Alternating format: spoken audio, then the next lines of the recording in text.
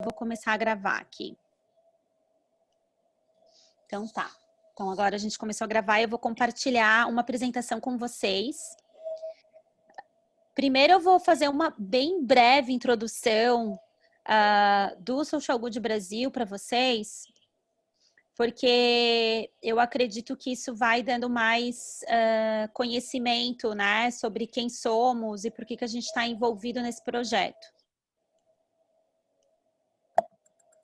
Vocês estão conseguindo ver minha tela? Sim? Então tá. Sim, Carol, tá tranquilo. Deixa eu passar esse aqui bem para cá, deixa eu diminuir aqui. Ops, isso aí daqui, calma, voltei. Pronto. Então, essa conversa, né, faz parte desse grande projeto, né, que é a Frente de Inteligência de Dados para Apoio aos Municípios no enfrentamento da pandemia. Eu já me apresentei, eu sou Carol Andrade, o Thiago Manque está aqui comigo. E o Social Good Brasil tem como visão uma sociedade mais humana, na qual a tecnologia serve para o bem comum.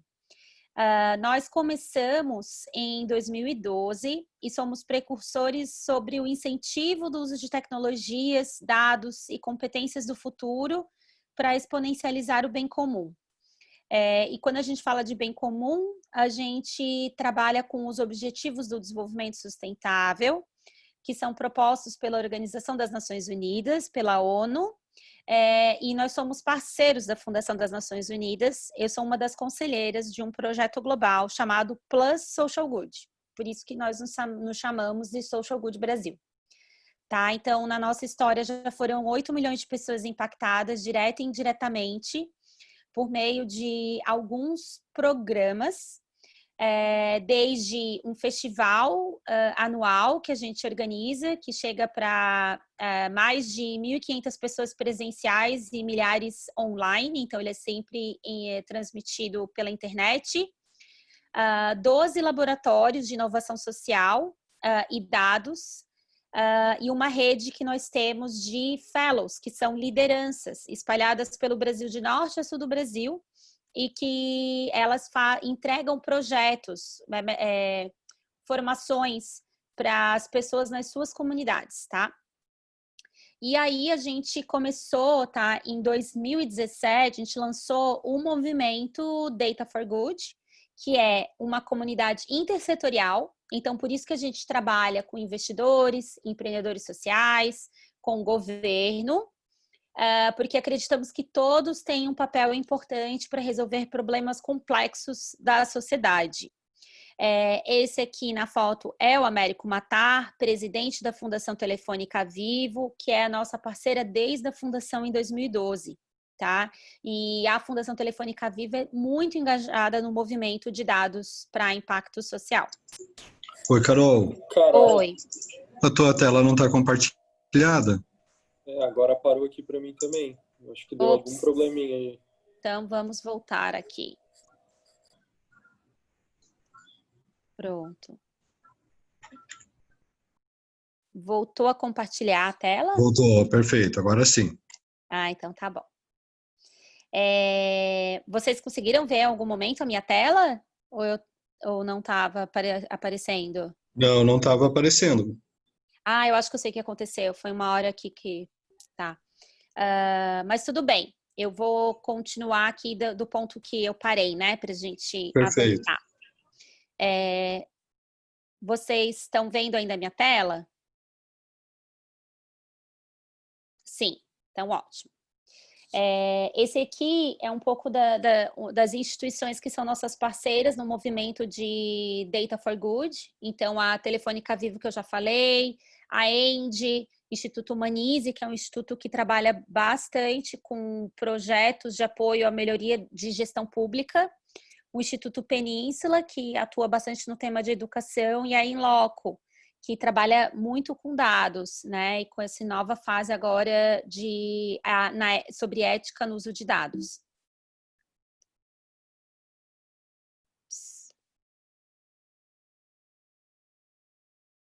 Esse aqui são um pouco dos resultados que eu já falei, então eu não vou passar novamente. E aqui eu acho que é interessante mostrar para vocês que a gente vem trabalhando com essa metodologia de fluência em dados em laboratórios de dados, tá? Então a gente faz uma formação e coloca a mão na massa para construir produtos de dados, que são desde painéis de controle, análises de dados, a construção de indicadores, medição de impacto, então transparência dos dados, variam os tipos de projetos, tanto para investidores sociais, ali tem as logos de alguns investidores, empreendedores e organizações sociais, como governo, né? Então a gente teve ano passado o laboratório de governo, além da Secretaria, né, de Administração de Santa Catarina, a gente teve de Educação de São Paulo, Administração do Amapá, Planejamento e Gestão do Ceará, Casa Civil Rio de Janeiro, de Minas Gerais, Controladoria Geral de Minas Gerais, Meio Ambiente e Sustentabilidade do Pará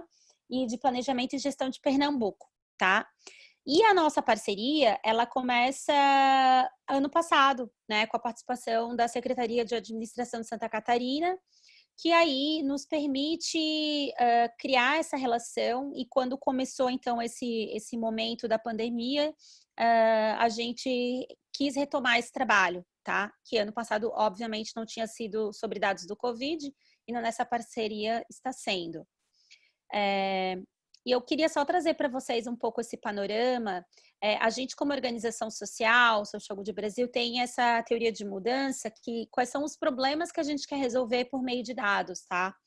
Então, a gente acredita que os dados podem apoiar muito a resolver o problema da desinformação, né? Quando as pessoas passam notícias falsas, propagam desinformação que pode gerar ódio, conflito e desespero. A gente quer combater a violação de dados pessoais, onde as pessoas mais vulneráveis ficam expostas a vazamento de sua intimidade, crimes digitais. A gente também quer reduzir o deserto de dados, onde as instituições elas não têm dados confiáveis, ou pessoas vulneráveis, a gente não tem todos os dados que retratam a sua realidade. E a gente quer apoiar que as decisões de políticas públicas e investimentos sociais não sejam baseadas em achismos, mas em dados e evidências, tá? E aí, finalmente, a gente quer apoiar que as lideranças tenham respostas mais ágeis, mais resilientes, e estejam mais fortalecidas para momentos de crise, né? E aí a gente atua em 3 pilares, que é a fluência em dados, os produtos de dados e as lideranças do futuro. E aí chega o contexto da pandemia, e nessa frente a gente desenvolve, em parceria com o governo do estado, esse núcleo intersetorial de combate ao Covid, tá? No estado de Santa Catarina. Ele é intersetorial, então ele envolve desde a organização social, como o Social Good Brasil, mais empresas. A gente tem a Data Science Brigade, que é uma empresa de dados, que é uma parceira nossa de longa data, a UFSC, que também está bem engajada nesse projeto. Então, tem várias organizações. E aí, o convite é que a gente possa apoiar no controle da pandemia e achatamento da curva de contágio, apoiar a construção de estratégia para um retorno seguro de atividades, o retorno do isolamento social, estruturação do atendimento emergencial da rede de saúde, transparência e abertura dos dados. E disso foram criados 7 produtos estruturantes, tá? Eu não vou agora detalhar eles, porque a gente vai ter um segundo encontro para detalhar. Mas um grande produto importante foi o banco de dados anonimizado, e aí a gente vai falar sobre essa questão da anonimização dos dados para vocês, que eu acho que vai ser bem esclarecedora. O segundo é um modelo epidemiológico com base na metodologia do Imperial College de Londres e adaptado para a gente, que nos ajuda a prever número de óbitos em 4 semanas da data atual, prever a estimativa para o futuro. Um mapa de situação para apoiar na definição de estratégias de contenção e mitigação, é um mapa geolocalizado, tá? A frente de transparência, e aí para a gente poder compartilhar os dados para a sociedade como um todo. Uma matriz de tomada de decisão GUTAI, que ajuda a gente a olhar o que está acontecendo de mais urgente e emergencial para tomar decisão. Um software com sistema de leitos para a gente acompanhando como que a gente está nessa situação para atender a população. E, por último, essa frente de apoio aos municípios, que é um grande produto de dados que a gente está chamando de sala de situação online, que é um ambiente digital onde a gente tem versões adaptadas de tudo isso que a gente fez para o Estado, mas para o nível municipal, tá? E eu vou falar um pouquinho mais sobre isso também.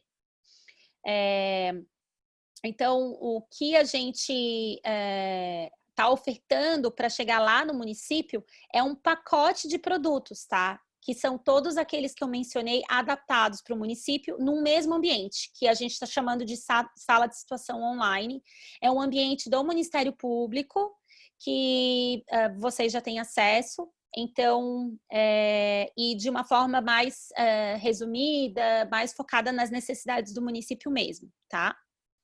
Então, a gente acredita que o produto de dados é uma parte, mas a fluência em dados é um complemento muito importante, que é esse momento, essa conversa que a gente está fazendo com vocês e depois a sequência do próximo encontro também, que é a gente poder falar um pouco como que a gente pode aproveitar esse produto de dado, esse dado para tomar decisão, né? Como a gente pode também desmistificar a tecnologia para que ela fique algo mais próximo do nosso dia a dia, né? Então, e eu trouxe essa informação que uma das competências do futuro, segundo a OCDE, que é um órgão multilateral, é fluência em dados, porque eles acreditam que a fluência em dados nos permite começar a tomar decisão, a fazer leituras baseado em evidências, né? Então, é isso que a gente quer trazer um pouquinho para vocês no bate-papo de hoje, tá?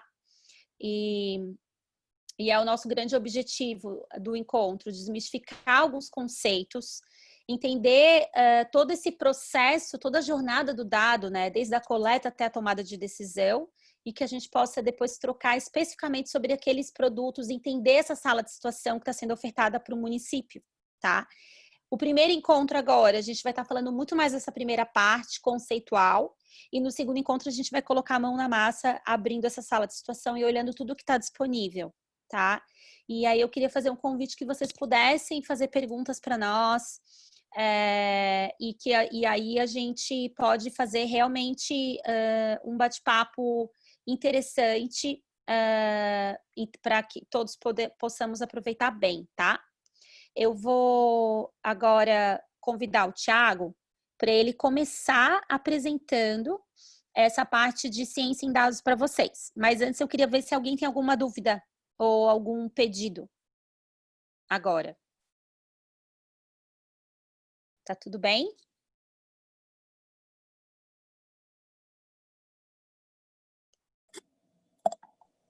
Pessoal, todos conseguem ver minha tela? Está sendo compartilhada? Sim. Tranquilo. Legal. Então, para dar início a esse módulo 1, um pouco mais conceitual. Beleza, tudo certo aqui. Um pouco mais conceitual. A gente precisa justamente falar sobre algo que está mudando o mundo, e principalmente nesse contexto de pandemia, né, onde ações estão sendo feitas cada vez mais baseadas em dados e em evidências para mitigar esses danos. A gente precisa falar sobre justamente a matéria-prima que está causando isso, que são justamente os dados.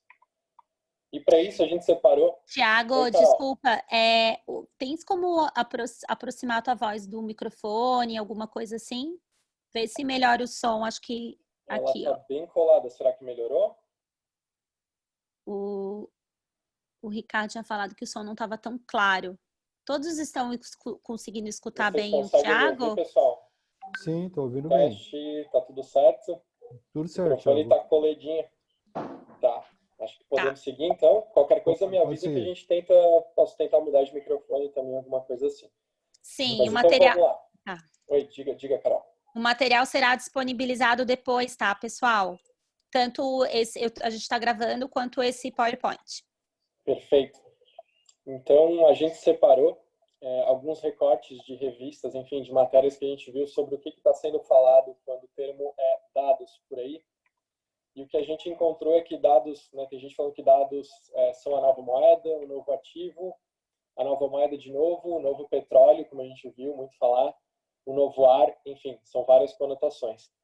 E justamente por isso que a gente está inundado em um mundo de informações de estímulos sensoriais, certo? É justamente isso que esse gráfico nos mostra. A gente tem aqui uma evolução das interações baseadas por dados por dia de uma pessoa. Então, em 2020, a gente tem ali cerca de 1.426 interações, e há 10 anos atrás a gente tinha cerca de 20 vezes menos do que isso. E se a gente já acha que estamos inundados em dados nos dias de hoje, imagine daqui a 5 anos, quando a tendência é ter 3 vezes mais interações baseadas por dados. E aqui vale a gente também distinguir que essas interações elas podem ser conscientes ou inconscientes. Então, um exemplo de interação consciente é um envio de uma mensagem no WhatsApp, né, um like numa foto, subir um vídeo no YouTube. Mas o grande responsável por esse aumento, pelo menos de 2020 até 2025, vai ser as interações inconscientes, que é, por exemplo, o nosso sinal, o nosso GPS, agora do celular, está transmitindo sinal para diversos aplicativos. Ou o pessoal que gosta também de controlar a qualidade do sono. Então, a gente está ali, de fato, dormindo, né, inconscientes, mas ainda assim transmitindo dados. Então, imaginem daqui a 5 anos o que não vai vir de sensor por aí. Só que a gente está chegando numa época, num ano, em que a gente está atingindo o limite da capacidade humana de absorver dados. Então, tem tanto dado vindo até nós, tem tanta informação vindo até nós, que a gente está chegando em um limite como ser humano de absorver essa quantidade de informação. E se a gente está dizendo agora que temos um limite para isso, é mais importante ainda que a gente preencha esse limite com dados válidos, com dados coerentes. Não é à toa que a gente está vendo aí ao vivo um inquérito, buscas por apreensão, enfim, contra uma máfia de fake news. Então, é para a gente ver o poder que isso tem e que isso ainda vai ter. Então, parte da gente também trabalhar, tanto como profissionais que transmitem dados, quanto como consumidores de dados, para que a gente preencha essa capacidade humana, esse limite humano, com melhores informações possíveis. E, claro, o motivo de grande parte disso são as inovações que a gente teve nas últimas décadas, né, que são grandes consumidores e transmissores de dados. Então, smartphones, redes sociais, streaming, IoT. Esse último é um pouco mais novo, então, para quem não conhece a internet das coisas, é você trazer para um mundo que até então era totalmente offline, características online. Então, a nossa geladeira, como tem o ícone da apresentação, vai estar conectada no Wi-Fi, que vai estar conectado com o mercado mais próximo da nossa casa, e quando tiver faltando leite na nossa geladeira, ela já vai automaticamente enviar um sinal para o nosso supermercado mais próximo e ele vai nos enviar leite com base no nosso padrão de consumo. Então, de novo, né, para a gente ter uma noção de quantos dados que não vão ter aí nos próximos anos. E aí a gente separou um glossário, 2 slides, tá, pessoal? É super rápido, mas é só para garantir que todos estejam na mesma página, porque são palavras que a gente vai citar muito durante esse treinamento. Então, a primeira delas é dados. Então, é uma parte variável de informação que é percebida como coletável, armazenável e identificável. E aqui é importante a gente perceber também que dados não são só números em planilhas. Dados podem ser arquivos de texto, arquivos de vídeo. Uma impressão não deixa de ser um dado, só que é um dado físico e não digital, né? Produtos de dados, produtos físicos ou digitais que usam como matéria-prima principal os dados, são projetados para consumo e visualização dos dados, evoluindo em complexidade, conforme a matéria-prima, os tipos de análise e os canais de consumo. Então, podem ser desde planilhas de Excel, até, por exemplo, a um grande dashboard de um BI, ou, enfim, algoritmos preditivos. É qualquer sistema, qualquer produto que utilize como matéria-prima principal os dados. Fluência em dados, como a Carol já trouxe, é a capacidade de indivíduos ler dados, trabalhar dados, analisar dados e argumentar com dados, considerada pelos principais órgãos multilaterais como uma das principais competências do futuro. Justamente que a gente vai ter um mundo que vai estar cercado de dados, a gente precisa saber interpretar tudo isso. Data for Good, movimento intersetorial internacional sobre o uso de dados para impacto positivo na sociedade. No Brasil, é liderado pelo Social Good Brasil e pela Fundação Telefônica Viva. Então, é o nosso grande guarda-chuva, né? O laboratório que a gente fez para gestores públicos no ano passado está dentro desse guarda-chuva. A iniciativa com o governo do estado de Santa Catarina contra os danos do Covid também. Então, é o nosso grande guarda-chuva para uso de dados para impacto positivo.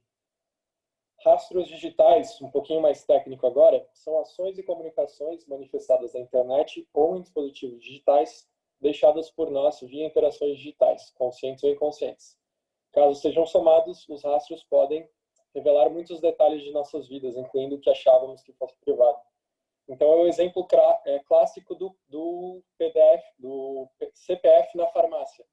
Certo? Quando a gente dá o nosso CPF na farmácia, se a gente analisar o CPF por si só, a gente não chega em lugar nenhum, porque são só números. Mas se a gente começar a somar eles com outras bases, pode vir a revelar um número, um endereço, enfim, isso pode ser prejudicial para o proprietário do dado. E a LGPD, que é a nossa tão falada Lei Geral de Proteção de Dados, é uma lei que estabelece um conjunto de regras, parâmetros e diretrizes que deverão ser seguidas pra gente, quando a gente trata qualquer atividade relacionada ao tratamento de dados pessoais. E aí entrará em vigor em agosto desse ano. Eu coloquei um asterisco, justamente porque isso era considerado até antes do Covid. Né? Então, agora, com o Covid, existem diversas discussões se ainda vai continuar nessa data ou se vão postergar para 2021. Mas até onde eu sei, a última pauta é manter para agosto desse ano, certo? E justamente porque a gente está falando de uma lei que trata dados pessoais, a gente considerou importante trazer aqui três pontos, para vocês. O primeiro é justamente sobre o tratamento, porque a lei fala de tratamento de dados pessoais, mas quando que eu sei, por exemplo, quando eu estou tratando dados pessoais, né? O que significa tratamento? E, infelizmente ou felizmente, é tudo. É coleta, é produção, reprodução, processamento, acesso, divulgação, enfim, qualquer atividade que a gente faça com dados pessoais é considerado um tratamento. E é importante a gente ter ciência disso, porque sempre que a gente estiver tratando com dados pessoais, significa que a gente está suscetível à lei.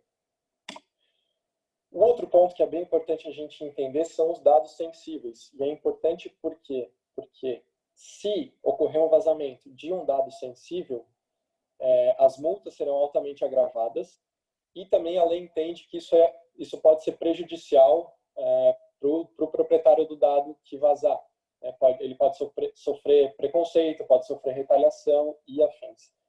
Então, dados sensíveis são qualquer dado sobre origem racial ou étnica, convicção religiosa, opinião política, filiação a sindicato ou organização de caráter religioso, filosófico ou político, um dado biométrico ou genético, condições de saúde ou de vida sexual.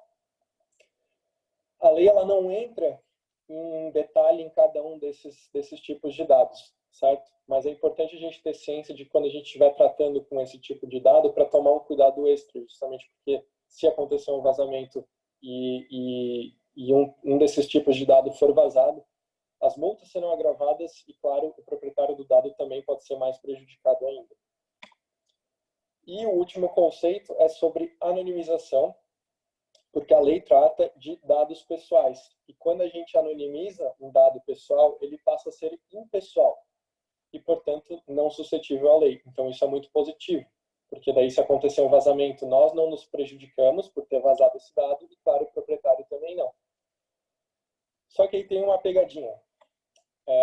Um dado que ele realmente é anonimizado, ele é um dado que, depois de esforços para tentar reverter essa anonimização, como, por exemplo, o exemplo do CPF que a gente citou, de cruzar esse dado com uma outra base, ou de utilizar técnicas de criptografia para descriptografar algumas camadas de segurança e chegar no dado de origem, ou invasão de sistemas, computadores, enfim. Mesmo depois dessas tentativas, ele ainda se mantém um dado anônimo. Mas a gente tem também o dado pseudônimo, que é um dado que aparenta ser anônimo, porém, depois de alguns esforços como esse, você consegue chegar em uma pessoa. E a gente está trazendo esse slide não para esgotar quais são as possibilidades para a gente, de fato, anonimizar um dado, até porque isso depende muito da infraestrutura tecnológica de cada organização, da disponibilidade de profissionais de TI também para isso e afins, né? Então é muito de caso a caso, mas é para a gente se tornar consciente de que não é porque a gente simplesmente apaga uma coluna de nome ou uma coluna de CPF que a nossa base se torna anônima. E quando a gente for requisitado para anonimizar uma base, é importante que a gente chame realmente um profissional que entende do assunto para garantir que esses passos de segurança sejam executados da melhor forma, certo? Então, anonimização e pseudonimização. E aqui Oi, fica como... Ti. Oi, Carol, diga. Eu só ia fazer agora a ponte assim para todos, dando esse exemplo bem concreto que no Núcleo Intersetorial de Inteligência de Dados para combate ao Covid, a gente determinou então que o núcleo só acessaria bases de dados anonimizadas. E foi construído esse banco de dados anonimizados para permitir que a gente trabalhe em cima desses dados anonimizados e são também dali que são oferecidos para a sociedade dados também anonimizados, né? Só queria fazer esse parênteses do cuidado, então, que a gente teve nesse projeto com essa questão. Perfeito. Boa, Carol. Obrigado. Eu sei que eles também obedecem ali uma série de requisitos e padrões para criptografar esses dados e disponibilizá-los para nós anonimizados. Então, depois a gente vai se aprofundar um pouco nisso também no próximo treinamento. E fica como sugestão aqui, pessoal, para quem se interessar sobre esse assunto, é um documentário que saiu em agosto do ano passado, do Netflix, Privacidade Hackeada. É um documentário incrível e ele nos mostra o que pode ser feito com os nossos dados pessoais se a gente não tomar um certo cuidado.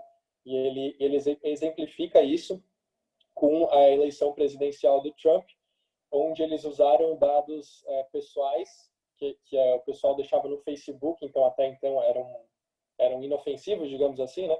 E eles utilizaram esses dados para manipular aquela parcela da população que estava indecisa entre votar entre um e outro, para votarem no Trump. Então, é bem interessante, super recomendo. E aí a gente termina essa parte introdutória com a seguinte frase do Yuval Harari: os donos dos dados são os donos do futuro. Quando a desigualdade só cresce e as tensões aumentam em todo mundo, os donos dos dados poderiam reunir forças e fazer alguma coisa juntos. E eu acredito que é exatamente isso que a gente está fazendo aqui. A gente está dentro de um contexto de pandemia, a gente está compartilhando conhecimento, enfim, está reunindo forças para conseguir mitigar esses danos, né? E nós somos donos dos dados. A gente que está trabalhando com isso, a gente que está na linha de frente disso, somos donos dos dados. Pessoal, alguma dúvida até aqui?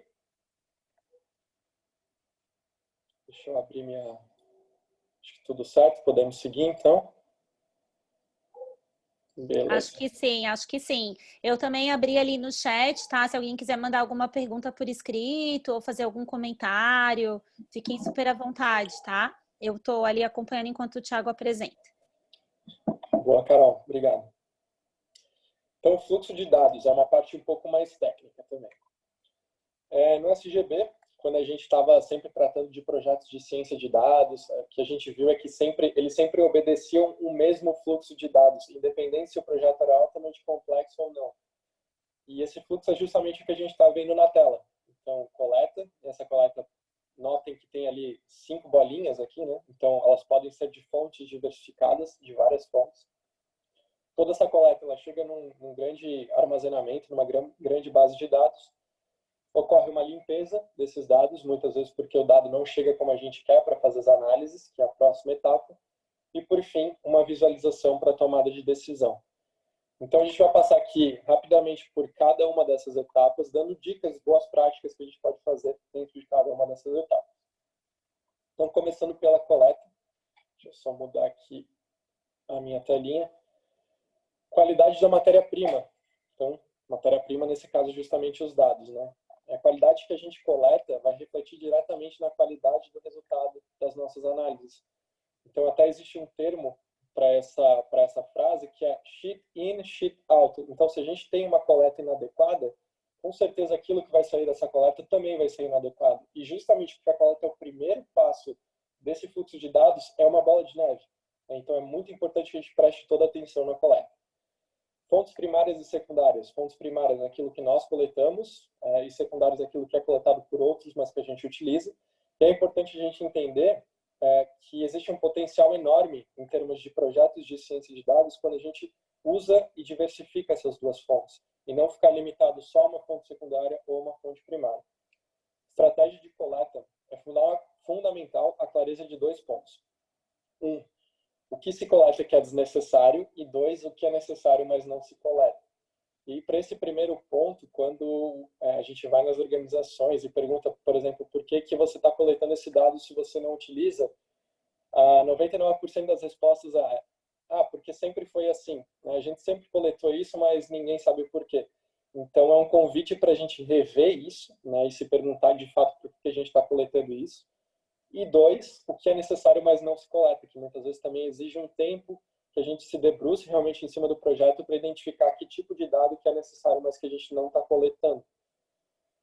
E aí, mini dica da LGPD é coletar apenas o que for extremamente necessário e justificar o porquê de cada dado coletado, assim como a sua base para tratamento. O consentimento, que é o opt-in, né, só deverá ser utilizado como base de tratamento caso seja estritamente necessário. E aí é para quebrar um pouco do que a gente ouve falar por aí, de que agora com a LGPD a gente vai precisar de consentimento para tudo, né? Só se ouve falar nisso. E isso não é verdade. Na verdade, o consentimento é só uma de 10 bases que a gente pode utilizar para tratar dados pessoais. E em termos de poder público, isso é bem importante, porque a gente tem uma base específica para o poder público tratar dados. E só para a gente ter uma ideia de como isso ainda não é um conhecimento difundido, existe uma consultoria que se chama PwC, uma empresa de consultoria que é super renomada, né, uma multinacional, e eles cometeram uma falha extremamente grotesca em termos de LGPD e viraram, infelizmente, motivo de chacota, entre aspas, nesse termo, porque eles utilizaram uma base totalmente errada para tratar dados de funcionários deles. Então, eles utilizaram um consentimento para tratar a base de funcionários, só que qual que é o problema disso? A qualquer momento, o funcionário pode desconsentir com isso. E aí você tem que excluir todos os dados pessoais desse funcionário da sua base. Então, imagina como que uma empresa vai ter um funcionário trabalhando para ela sem ter qualquer tipo de dado pessoal dele na sua base de dados. É totalmente inviável. Existe, inclusive, uma base de tratamento específica para lidar com contratos. Então, é para a gente também, quando a gente for elaborar uma coleta, identificar exatamente qual que é a base necessária de tratamento e não simplesmente sair pedindo consentimento, porque ela, inclusive, é não recomendada, né? Passando para armazenamento, a gente tem dois tópicos simples. Um é consulta, só faz sentido coletar dados se eles forem armazenados de forma organizada e consultável. Então, se a gente está coletando números, a gente precisa de uma estrutura que armazene números. Se a gente está coletando vídeos, precisa de uma estrutura que armazene vídeos. Né? E aí a gente entra justamente em estrutura lógica. Né? Se a gente está falando também de guardar para encontrar, é fundamental que existam estruturas lógicas que a gente pode depois buscar esses dados que a gente está guardando e não ter uma consulta super complicada em que eu tenho que digitar várias coisas para chegar em um dado, por exemplo. Passando para a parte da limpeza, qualidade de dados. É preciso garantir a consistência dos registros para que as análises estejam corretas. E esse aí é o termo de higienização de dados. Muitas vezes isso é consequência da qualidade da coleta.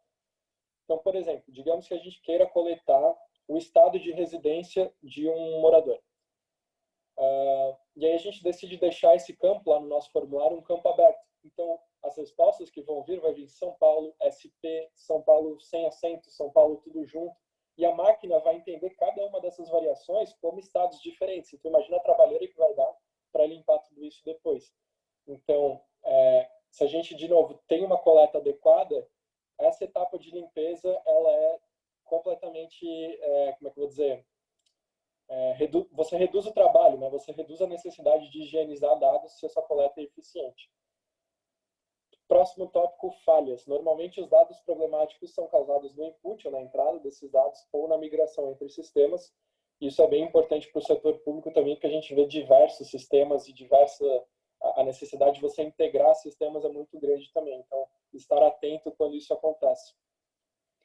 E a minha dica de LGPD é, no caso de vazamento de dados, uma base suja vai apresentar um maior grau de risco para o responsável pelo vazamento se comparado a uma base limpa. Justamente porque em uma base suja, muitas vezes a gente não tem tanta clareza de que dados que tem ali dentro, e aí a gente não consegue tomar as medidas mais corretivas o mais rápido possível. Né? De outra forma, se a gente tem uma base limpa, pode até ser que tenham dados sensíveis ali, mas a gente vai ter consciência disso e vai conseguir tomar as ações corretivas de uma forma mais rápida possível. Passando para análise. Então, informação é o momento em que dados transformam-se em informações relevantes, né, onde a gente agrega valor para os dados. E aí fica uma dica de ferramenta que é o Orange. E a gente colocou essa dica porque você consegue nela fazer várias análises complexas de modelos de previsão e prescrição, só que você não precisa programar, você não precisa saber programar para isso. Muitas vezes isso é a barreira para tu fazer uma análise, né? Pô, não sei programar, então não vou conseguir. E o Orange, ele resolve essa barreira. Perguntas. Antes de realizar uma análise, deve-se fazer perguntas aos dados, identificar as variáveis necessárias para responder essas perguntas e só então fazer as análises. É muito no sentido de a gente ter muito claro o objetivo que a gente quer fazer com aquelas análises. Então, muitas vezes a gente sai fazendo análise, sai cruzando o dado, sem saber de fato o que a gente quer com aquilo. Então, se a gente pegar um grande objetivo e começar a destrinchar esse objetivo em perguntas para serem respondidas com esse dado, vai facilitar muito o nosso trabalho. E a mini dica LGPD, como a gente já viu, sempre que possível, as análises devem ser realizadas em formato de clusters, que são aglomerados, e anonimizados, né, para evitar que vazamentos sejam prejudiciais. E, por fim, visualização é a etapa em que dados são traduzidos em informações visuais para rápida compreensão.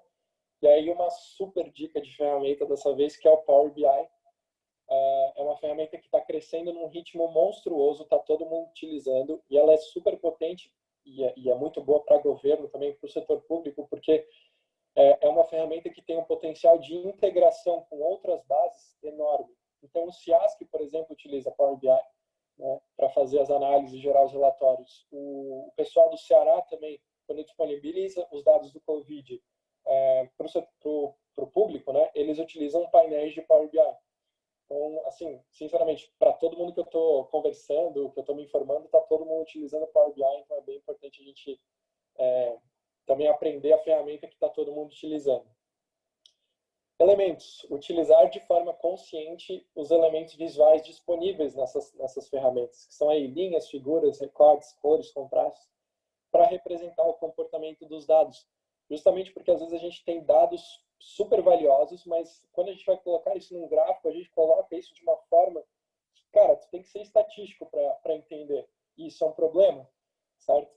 Ainda mais no mundo hoje em que a gente está querendo cada vez mais consumir informação rápida, ninguém tem mais 10, 20 minutos só para entender um gráfico, né? Então isso é bem importante que a gente faça esses gráficos de uma maneira compreensível a todos. E aí, uma dica de livro é esse aqui, até eu trouxe... dá para ver, mas a gente trouxe uma imagem dele também. É um livro incrível para quem se interessa sobre esse assunto e para quem de fato lida com isso, né, no seu trabalho, que é Storytelling com Dados. Ele é feito pela Cole Nussbaumer.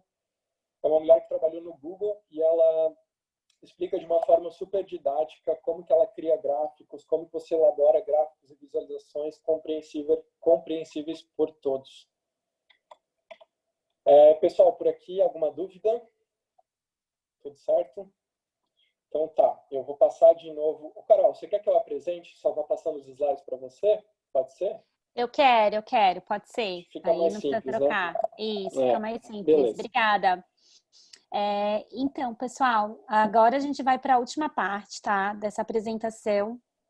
E eu gosto muito dessa parte porque, para mim, a gente vai falar de um aspecto que são quais são as competências necessárias para as instituições serem mais orientadas por dados, tá? Então, vai descendo para um lugar que vocês podem refletir sobre a instituição que vocês estão e, né, tipo, trabalhando no governo, mas também dentro de órgãos ou em áreas específicas, tá? Então, a primeira reflexão que a gente traz é que existe uma grande diferença, né, entre tomar uma decisão baseada na percepção ou tomar uma decisão baseada em dados. A gente fala que a percepção, ela é ancorada por vieses pessoais, por experiências pessoais, crenças, por história de vida, experiência profissional. Então, a possibilidade da gente tomar decisões mais ancoradas em dados reduz muito esse viés de tomada de decisão, né? Então, isso nos ajuda que a gente possa tomar uma decisão de forma mais assertiva, olhando como a gente vai realmente resolver o problema, né? E claro, isso é um convite para todas as pessoas, em todas as camadas de uma instituição, tá? E aí, eu gosto de mostrar esse gráfico. Ele foi desenvolvido pela Universidade de Columbia, nos Estados Unidos, e pela Capra Data Science, que é uma empresa de dados aqui no Brasil super renomada, e mostra como que uma instituição ela pode ter diferentes níveis de maturidade analítica de acordo com como ela usa dados para tomar decisão, tá? Esse primeiro nível, o data aware, é você estar desperto e ciente que existe um mundo de dados. Então, a instituição ou aquela área, ela já começa a compilar os dados manualmente, a fazer alguns relatórios, mas ainda não é padronizado, né? São sistemas diferentes, bancos de dados diferentes, cada um num formato, né? Então, muitas vezes até, o que acontece? Eu posso ter diferentes tipos de dados, mas eles estão em lugares diferentes na minha instituição, tá? Uma maturidade analítica um pouquinho maior é chamado de data proficient, que seria o que é mais proficiente em uso de dados, né? Então, é quando já tem relatório e plataformas padronizadas. Por exemplo, isso permite com que a instituição encontre mais facilmente os dados quando ela precisa de um dado, né? Às vezes, eu preciso daquela informação, leva muito tempo para chegar na informação, né? Quando não é padronizado. Ou então, se eu estou usando o mesmo sistema, eu consigo muitas vezes integrar e comparar dados de fontes diferentes. E aí isso também é muito interessante quando a gente cruza dados de fontes diferentes, gera muito mais aprendizado, ou a gente pode ter análises que a gente não teria de outra forma, né? Como, por exemplo, você cruzar um dado de saúde com um dado social, né? Ou econômico, né? E comparando dessa maneira. Uma escala um pouquinho mais avançada é o data safety, que é o lugar de dados mais com segurança, né? Então, é muito interessante porque é uma etapa que a gente usa dados mais para justificar as decisões que a gente já tomou sem dados. Isso é muito comum, tá? Isso é muito comum em todas as instituições, em todos os lugares, porque a gente ainda está nesse processo, né, de se desenvolver como um todo, como sociedade que toma decisão mais pautada em dados. E nesse processo, muitas vezes a gente ainda decide na percepção, no que eu acredito que é o melhor, com todas as boas intenções. E aí depois eu busco dados que justifiquem aquela decisão. Mas não necessariamente eu estou olhando para os dados para ele me ajudar a responder a minha dúvida, tá? Um passo ainda adiante é o data savvy, que eu estou sedento por dados, então eu estou usando dados para decisões críticas da organização, né, ou da instituição. Então, eu posso usar para algumas decisões, mas não para todas. E seria a última etapa, é o data-driven, que é o realmente orientado por dados, que é sem dados, sem decisão. Então, os dados eles realmente permeiam todos os processos e as decisões da instituição. E que, na verdade, nos dias de hoje é praticamente uma utopia que isso aconteça, né? E é bem difícil uma organização ser totalmente orientada por dados. É mais comum hoje a gente ter as mais sofisticadas e avançadas realmente usar dados para decisões críticas, tá? Pode passar, Thiago. E aí, assim, quais são as competências necessárias para isso? Então, a gente elencou 6 competências, tá, pessoal? A primeira é ter uma cultura analítica e processos decisórios que nos permitem mais usar dados para tomar decisão, né? E cultura é muito assim, o que aquela instituição valoriza. Então, é valorizado que numa reunião as pessoas tragam dados para tomar uma decisão, né? É valorizado que se façam relatórios com os dados, né? Então, é valorizado que as pessoas argumentem opiniões com dados, e assim, não são só números, como o Thiago trouxe, tá? Dados podem ser fatos, informações, de vários formatos, tá? A segunda competência é a coleta de dados efetiva, né? Então, conseguir coletar os dados de forma efetiva, ter o mínimo de engajamento que é esperado naquela coleta, ou buscar dados de fontes secundárias de forma também efetiva para a instituição. É fundamental, até como o Thiago falou, dependendo da qualidade dessa matéria-prima, é a qualidade das análises. A terceira competência é o armazenamento de dados em si. Então, eu estou conseguindo utilizar uma boa ferramenta, Estou também cuidando de que é uma ferramenta segura. Hoje em dia tem ferramentas certificadas e seguras para combater o vazamento de dados desnecessários. A quarta competência é a capacidade analítica, e a gente vai falar um pouquinho agora, em seguida, sobre diferentes tipos de capacidade analítica, no sentido assim, existe também uma maturidade analítica em relação ao tipo de análise que eu faço. Então, tem análises que são mais simples, que são mais descritivas, que vão falar sobre o que aconteceu, e tem análises que são mais sofisticadas, que elas podem ser mais preditivas, que vão falar sobre o que vai acontecer, tá? Até dando um exemplo bem concreto, ali o Thiago vai falar, uma análise mais preditiva é o modelo epidemiológico, né? Que é um produto de dados que a gente está trabalhando no governo do estado, que está prevendo o que vai acontecer em 4 semanas na análise de dados, tá? E uma mais descritiva seria, por exemplo, todos esses painéis que a gente está compartilhando com a sociedade por dados abertos, mostrando o que já foi identificado, né? De pessoas infectadas, de óbitos por regiões. Então, isso é uma análise mais descritiva. Depois, a quinta competência é governança de dados, fluxo de dados e a Lei Geral de Proteção de Dados, que é como que essa instituição tem um processo desenhado, bem cuidado desse fluxo de dados, né? Porque cada produto de dados vai ter um fluxo, porque a gente está falando da jornada do dado, né? Desde a coleta até a visualização. Então, quanto mais a gente conseguir padronizar isso, ou ter um sistema interno, vai facilitar a governança desses dados, vai garantir que a gente não vai ter dados sendo desnecessariamente vazados. Então, é uma quinta competência. E a última é o engajamento por narrativas usando dados, porque o que nós queremos no final é que essas informações, que esses dados que foram produzidos, né, entregados, eles sejam utilizados para tomar decisão, né?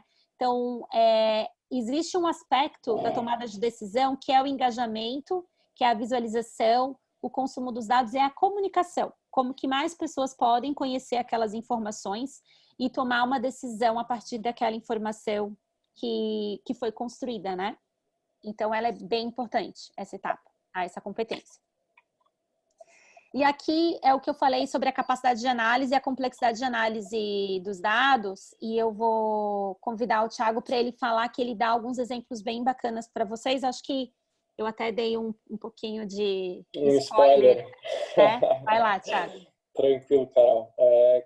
Como a Carol disse, então a gente pode ter essa maturidade analítica em relação à complexidade de análise também. E ela é uma relação entre duas variáveis, valor e complexidade. Esse valor ele pode ser tanto o valor de mercado quanto o valor da análise por si só. E a complexidade está relacionada à sofisticação de análise e o quanto de infraestrutura de tecnologia que eu vou precisar ter para fazer essas análises. Então, a gente tem 4 tipos. O descritivo, que nos informa o que aconteceu. O diagnóstico, por que aquilo que aconteceu. Preditivo, o que vai acontecer. E prescritivo, que ação tomar. Então, é interessante a gente também entender que cada uma dessas etapas complementa o nível anterior, complementa a análise anterior. Então, se na descritiva eu tenho simplesmente o que aconteceu, no diagnóstico eu vou informar por que aquilo que está no descritivo aconteceu. Se eu tenho no diagnóstico uma relação entre variáveis, né, um juízo de valor, uma correlação entre causa e efeito, no preditivo eu vou dizer o que vai acontecer se essa causalidade for afirmativa. E no prescritivo, que ação que eu vou tomar caso aquilo que foi previsto aconteça. Então, para tornar isso um pouco mais didático, porque essa é realmente uma parte um pouco mais densa, um pouco mais técnica, vamos supor que a gente seja donos de um carrinho de sorvete, que a gente venda picolé na praia. Então, um exemplo de relatório descritivo é se, por exemplo, no final do ano a gente tiver a informação que o nosso faturamento cresceu 20% em relação ao verão passado. Então, verão de 2020 em relação ao verão de 2019, a gente teve um aumento no faturamento de 20%. É simplesmente uma informação, né? É uma estatística, não nos diz o porquê que isso aconteceu. Um exemplo de análise diagnóstico seria se a gente tivesse acompanhado dessa informação, também a informação de que janeiro de 2020 foi um verão que teve ali em média 5 graus mais quente do que o verão de 2019. Por isso as pessoas consumiram mais sorvete e isso justifica o aumento no meu faturamento. Então já tem um juízo de valor, já tem uma relação entre, nesse caso, 3 variáveis ali: o consumo de picolé, a temperatura e o faturamento. Passando para o nível preditivo, seria se, digamos, a gente tivesse a informação que em janeiro de 2021 vai ser um verão mais quente ainda, então existe uma grande probabilidade de a gente também aumentar o nosso faturamento, porque vai existir um consumo maior de sorvete.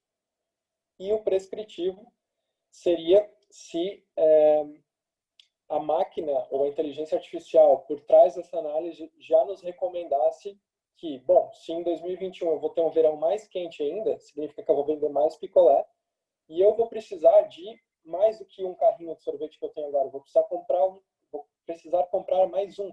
Então, a análise prescritiva já me recomendaria comprar um outro carrinho. Então, ela está bem relacionada a uma recomendação. E, claro, ela poderia ser tão prescritiva a ponto de nem passar pelo juízo de valor do gestor. Poderia automaticamente comprar o carrinho para mim se ela verificasse um grande aumento na temperatura do verão de 2021. A gente trouxe aqui alguns outros exemplos também de produtos de dados relacionados a cada um desses níveis. Então, descritivo são relatórios, estatísticas de um serviço, como a gente viu. Diagnóstico, análise de falha e sucesso, avaliações e estudos de causalidade. Preditivo, previsões de crescimento, previsão de preço, cenários de comportamento. E prescritivo, inteligência artificial, sistemas de recomendação. E um exemplo bem legal disso também é o Netflix. Então, quando a gente está ali acessando o Netflix, volta e meia aparece uma notificação: Tiago, acho que você gostaria de assistir esse filme. Então, ele está me prescrevendo, ele está me recomendando um filme com base nos meus padrões de consumo. E, para reforçar, ela poderia ser uma análise tão prescritiva a ponto de o Netflix automaticamente rodar esse filme para mim, sem que eu escolha sim ou não. Ainda bem que isso não acontece, mas poderia ser. Aí a gente tem também uma divisão do quanto que as empresas afirmam ter cada um desses processos em suas empresas, né? Então, o descritivo, 99% das organizações dizem que tem pelo menos um processo descritivo, 30% no diagnóstico, 13% no preditivo e só 3% no prescritivo. Justamente porque é um sistema que exige muito mais de uma infraestrutura de tecnologia e é muito mais caro por conta disso também.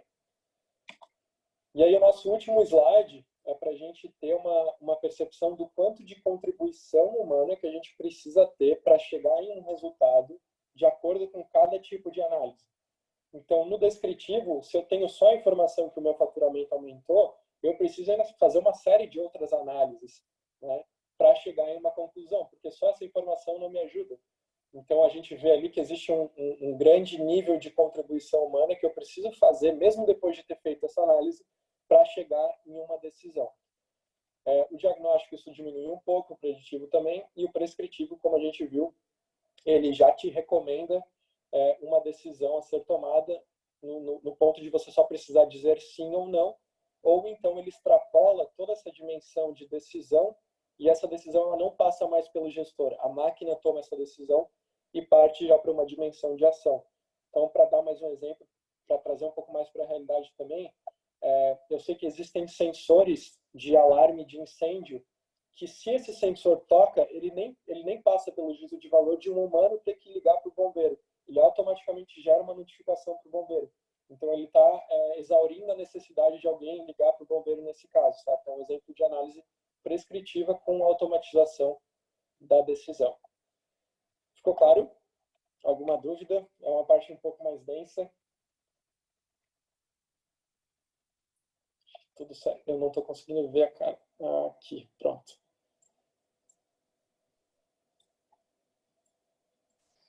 Pessoal, esse era o conteúdo que a gente trouxe para vocês, tá? A gente pegou, assim, um resumo do resumo, né? Porque o laboratório que a gente faz, ele tem 2 imersões de 3 dias cada. Mas a gente ficou com receio de ser muita informação. Acho que já é bastante. Queria ter um feedback de vocês, assim, se ficou claro, se vocês têm dúvidas, enfim.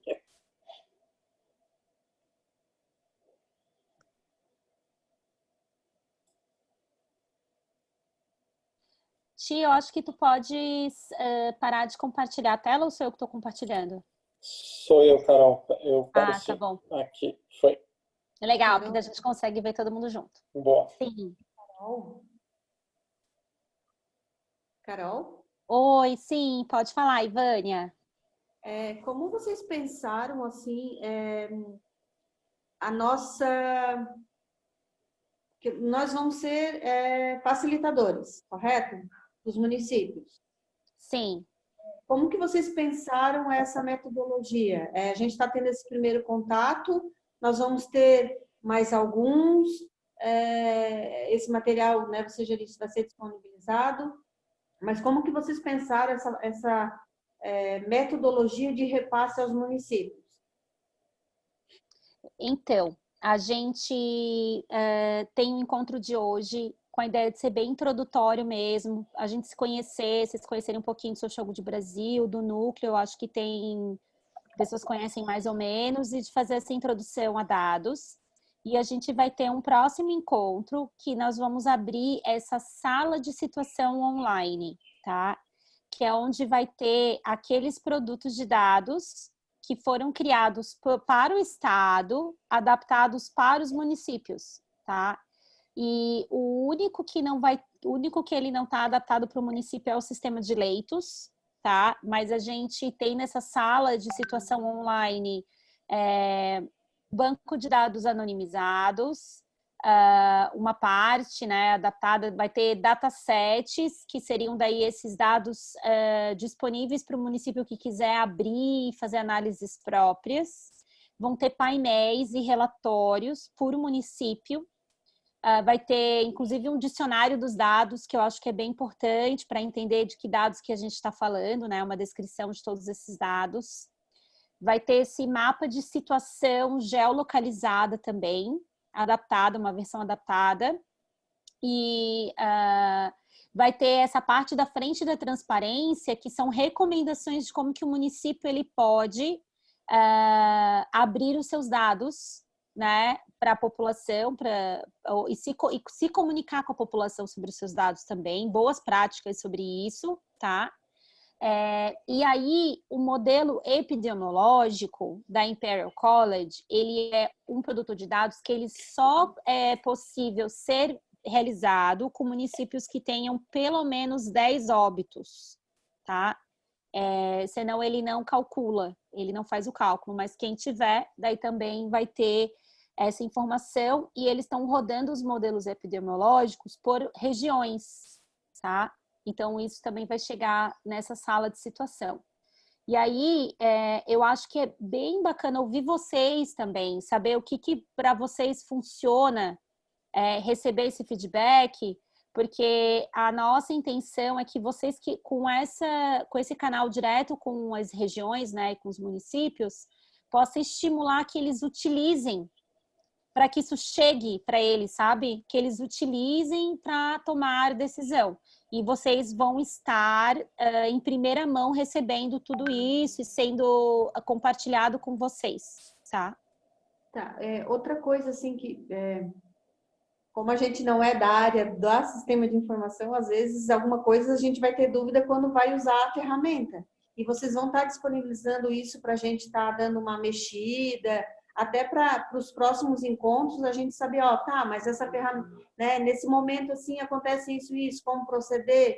Porque é mexendo que a gente vai, né, aguçando o cérebro para a gente estar podendo te questionar.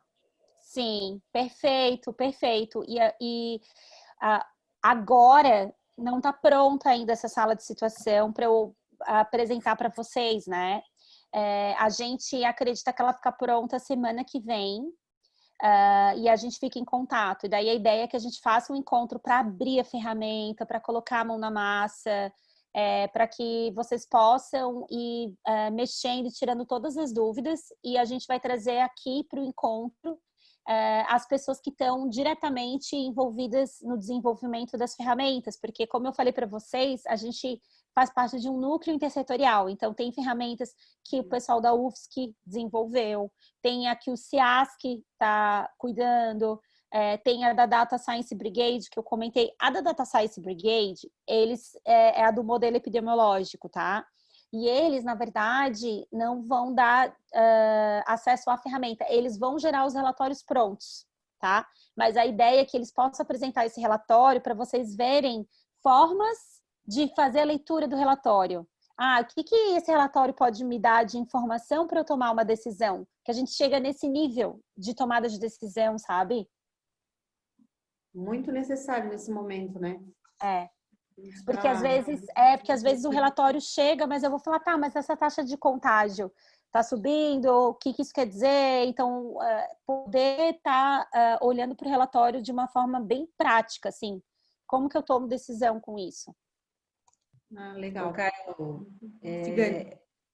tem Ótimo. prazo para que os municípios tenham acesso a essa ferramenta? Porque eles estão numa angústia. Hoje aqui na região teve reunião, abertura de retorno de ônibus, enfim, eles estão numa angústia, assim, querendo dados para poder tomar decisão. Tem algum prazo já previsto, pelo menos? A gente tem um prazo de semana que vem, tá? Eu vou também, na verdade, todo dia a gente recebe um retorno, tá? Porque a equipe técnica está trabalhando dia e noite e, às vezes, por alguma razão, atrasa, né? Então, eu vou manter vocês atualizados via o Edson, né? Se tiver algum atraso, mas, em princípio, semana que vem a gente já queria até marcar um outro encontro para apresentar, tá? A sala de situação. Eu ia falar mais alguma informação disso. Isso. E a gente também está fazendo um estudo de caso do município de Joinville, tá? Então, inclusive a equipe do COSENS, que é envolvida com Joinville, está participando bem ativamente, tá? Então, esse estudo de caso de Joinville vai ser bem bom, porque vai ser uma forma didática também de mostrar tudo o que é possível fazer com esses dados que estão, com essa sala de situação que está disponível. E foi escolhida Joinville por estar apresentando aí uma subida de número de infectados e de óbitos, tá? Mas excelentes as perguntas de vocês e, para mim, eu gostaria muito que fosse um espaço de troca e que vocês pudessem também fazer sugestões até nessa metodologia, sabe, Vânia? Porque vocês estão lá na ponta, estão lá no dia a dia, então a gente também quer que isso chegue da maneira mais adequada e que seja mais adaptada, né, para o contexto e para as necessidades. Sim, Carol, você falou num estudo de caso de Joinville, né, que é um município de grande porte. Mas como que, sendo que a maioria dos nossos municípios é de pequeno e médio porte, então assim, a realidade é bem diferente. Então, não teria como vocês pegar um estudo de caso de um município de menor porte para a gente até de certa forma comparar, por exemplo, na minha região, que são 18 municípios, a gente teve um pico bem acelerado de contaminação, deu uma estagnada, né? Aumenta 1, 2 casos, mas são todos municípios pequenos. Então, assim, como que ficaria essa geração de dados no município de menor porte? Como que eles devem estar procedendo? Uma coisa é tu analisar uma realidade de Joinville, outra coisa é tu realizar uma análise aqui vou usar aqui Gravatal, né? Em torno de 12 mil habitantes. Então, seria interessante vocês fazerem essa leitura. Tá. Obrigada, eu vou conversar com a equipe sobre isso. Eu sei que foi escolhido Joinville só por ser um município, né, que está tendo um crescimento grande para que tenha agilidade também em tomar algumas decisões para segurança, né? Mas é um caso mais para mostrar o potencial do que pode ser analisado. Mas o que eu falei, assim, todos os municípios vão ter acesso a dados, tá? Então, isso já vai ajudar bastante, tá? A ideia do caso Joinville é mais para ser ilustrativo, para mostrar bem, também para já gerar um resultado no curto prazo para ajudar o município agora, tá? Mas eu vou passar para eles sobre isso, dos menores municípios, tá? Vou passar.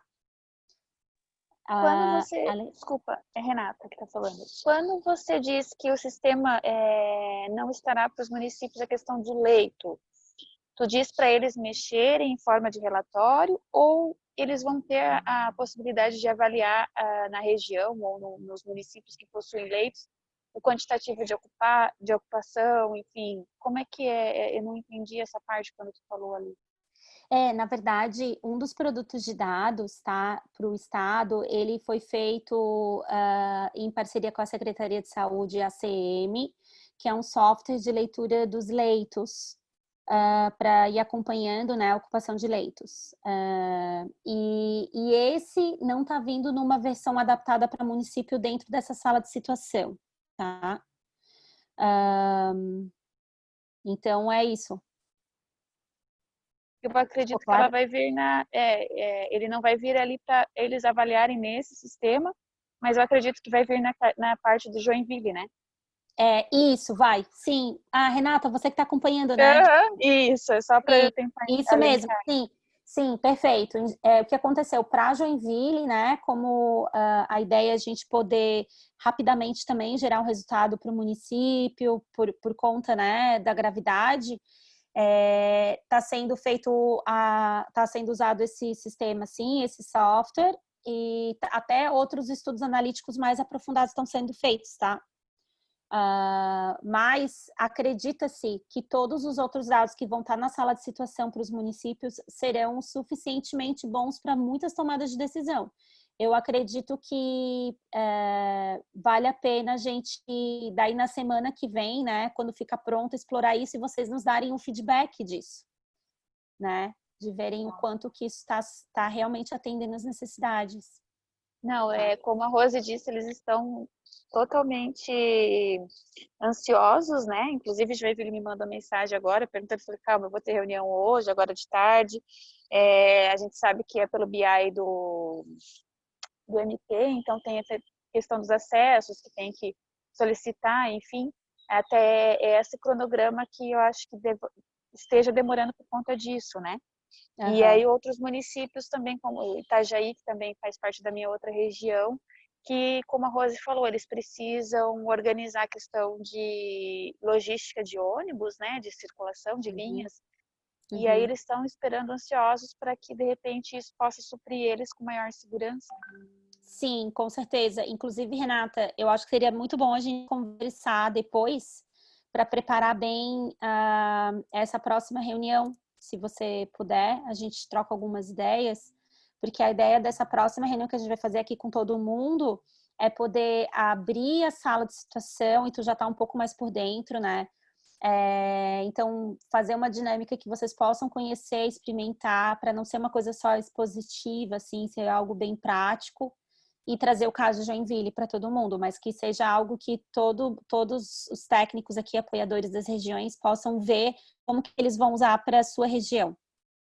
Não, com certeza, pode contar comigo que até anteontem, ou não, anteontem a gente fez a reunião e apresentou para os técnicos de Joinville e eles ficaram assim com água na boca para estar utilizando, porque é muito bom o sistema, dá bastante subsídio mesmo para a gente estar trabalhando esses planejamentos, né, a tomada de decisão. E só antes que eu esqueça, o Edson tinha me pedido antes, ele foi levar a Simone, acho que a Simone estava passando mal, ele saiu, ele vai tentar retornar, talvez ele não consiga, tá? Já voltou. Acho que ele voltou. Ah, já voltou? Ah, tá. Então, esquece. Tá bom.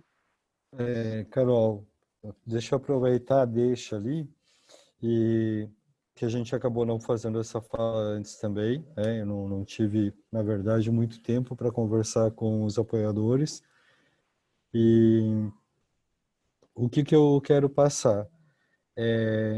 Por que a Renata está participando já das discussões ali, de algumas reuniões dessa ferramenta, da construção dessa ferramenta. Até eu vou tirar essa máscara aqui um pouco, só. Justo porque a gente precisa de um município, né? A ferramenta em si precisava de um município que tivesse algumas especificidades, como o número de casos de óbitos e tal, para poder atender e rodar o sistema. Então, foi optado lá por Joinville, né? E aí a Renata fez a interlocução também com Joinville e, consequentemente, passou a participar dessa discussão, né? Auxiliando com vamos dizer, auxiliando na conversa com o Joinville, com o Jean, com o pessoal do TI deles. Então, só para exemplificar os outros apoiadores também, que é por conta de região de saúde e do município propriamente dito, né? Porque cada um dos nossos apoiadores aqui representa uma região ou duas regiões de saúde. Foi uma conversa também que eu fiz com a Fernanda lá atrás, quando sugeri esse treinamento para os apoiadores, tá, Carol? Esse era um dos grandes objetivos nossos, porque eles estão diretamente vinculados a uma ou duas regiões. A maioria tem uma região, mas eu tenho 6 pessoas que têm 2 regiões, então difere um pouco e eles têm um compromisso maior com essas regiões também, né? Então, só para clarear isso, tá? E o outro ponto que eu quero deixar claro é que essa ferramenta de qual nós estamos falando, né, ela nada tem a ver com aquela ferramenta que está sendo apresentada pela SES no nível região, né, como eles estão apresentando. Essa semana toda, Carol e Thiago, só para vocês saberem, a Secretaria de Estado vem apresentando a ferramenta, aquela outra ferramenta que estava sendo desenvolvida, que em determinado momento ela estaria participando dentro da GUTAI, como propriamente dito, né? E aí não fechou exatamente as questões ali, e essa ferramenta foi concluída, né? Junto com a Nieta, e ela tem sido apresentada para as regiões, macro-regiões de saúde, essa semana. Amanhã a gente tem a última região, que é a região oeste, tá? Que vai ser apresentado. Então, para deixar claro também para os apoiadores que uma ferramenta não tem link com a outra. Não estamos falando propriamente da mesma coisa. Por isso que eu pedi que tivesse esse treinamento para vocês, para que a hora que vocês forem para a ponta, auxiliar o gestor, auxiliar a gestão municipal, ficar muito claro que essa está linkada lá dentro do site do MP, no BI do MP, e a outra é dentro do site do coronavírus, tá? Então, deixar claro isso também. Era só esse comentáriozinho aí, tá, Carol? Fica à vontade. Tá bom. Vocês têm mais alguma dúvida? A gente pode tirar ela agora. Tá. Acho que foi. Obrigada, tá, pelas perguntas, porque eu acho que foram bem importantes para a gente.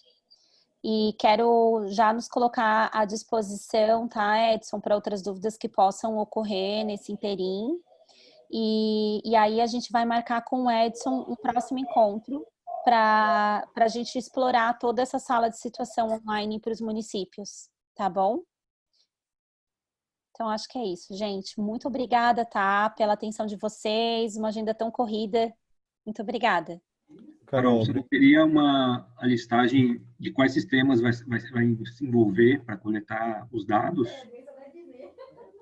Quais sistemas vão puxar os dados para aparecer na sala de situação? Quais sistemas serão fornecidos dos municípios que a gente consegue daí identificar e analisar? Então, a gente vai ter nessa sala de situação, na verdade, alguns que a gente está chamando de produtos de dados que vão puxar de algumas fontes, né? Então, eu tenho a listagem de todos os produtos de dados no material que vai chegar para vocês. Acho que a gente tem uns 8 produtos ali. Então, vai ter banco de dados anonimizados, que são os casos confirmados, né? E alguns outros dados. A gente vai ter esse mapa de situação geolocalizado, vai ter os datasets também, para quem realmente quiser trabalhar com os dados de forma própria, ter alguns relatórios e painéis no BI. O modelo epidemiológico, como eu falei, ele varia, né? Mas eles vão rodar, eles estão rodando por regiões, mas varia tem que ter no mínimo 10 óbitos. E a gente tem ainda essa planilha GUTAI, que daí a gente vai explicar para vocês que é uma planilha de tomada de decisão, tá? Mas tudo isso daí vai estar eu vou mandar para vocês nesse material e a gente vai passar por tudo, tá? Mas eles, assim, por exemplo, o banco de dados anonimizados, ele se baseia em várias fontes, tá? Ele congrega várias fontes. Só para contribuir, pessoal, que eu imagino que essa seja uma dúvida de vocês, desses dados, dessas fontes aí que a Carol se refere, nós estamos falando de CIVEP-GRIP, de SUS-VE, de GAL, tá? Nós estamos falando da base que alimenta, por exemplo, Nossa, me fugiu o nome. Meu Deus! Micheline, como que é o nome lá da matriz? Ali da matriz, do site lá do... Boa Vista. Base do Boa Vista. Eu ia falar São Então... José, olha só. Ainda bem que tu lembrou antes, eu tava... Gente, quinta-feira, 17h27 da tarde, nós já estamos baqueando aqui, viu? Tico e o Teco já se jogaram do precipício. Mas, enfim, desculpa a brincadeira. Mas são essas as bases que também vão estar ali e vão alimentar o sistema, tá? Só para contribuir, então, porque assim, a gente está tendo, tá, Carol? Só para exemplificar para você, nessa outra ferramenta que está sendo apresentada, ela vem trazendo algumas discrepâncias nos dados, nas informações, e isso tudo é gerado também e principalmente pelo delay que existe entre o tempo de captura dessas informações e a exposição deles no site, né?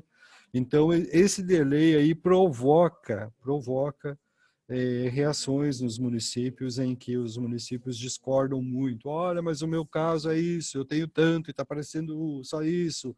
Ou eu não tenho tudo isso, eu não tenho esse óbito, entende? Então tá tendo esses problemas com uma certa frequência, mas é também por conta do delay, né? Um exemplo que o SUS-VE ficou 3 dias sem os estados conseguirem acessar.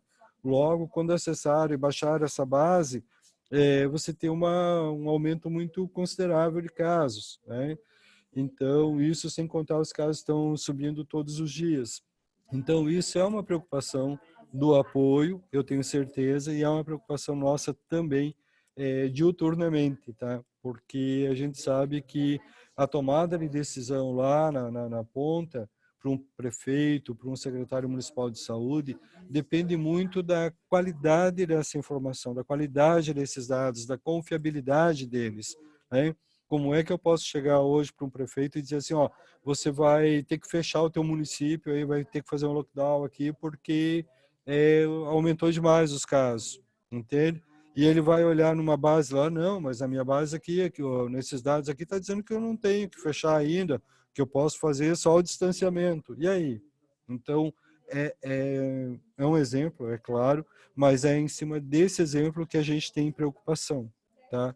Então, Guilherme, Sim. só para fortalecer a informação ali, tá bem? Sim, desculpa, Guilherme, eu não tinha conseguido entender bem tua pergunta. Eu coloquei ali no chat, tá? Se vocês puderem olhar, todas essas bases que estão sendo utilizadas e integradas, e isso está alimentando todos esses produtos que eu falei, tá?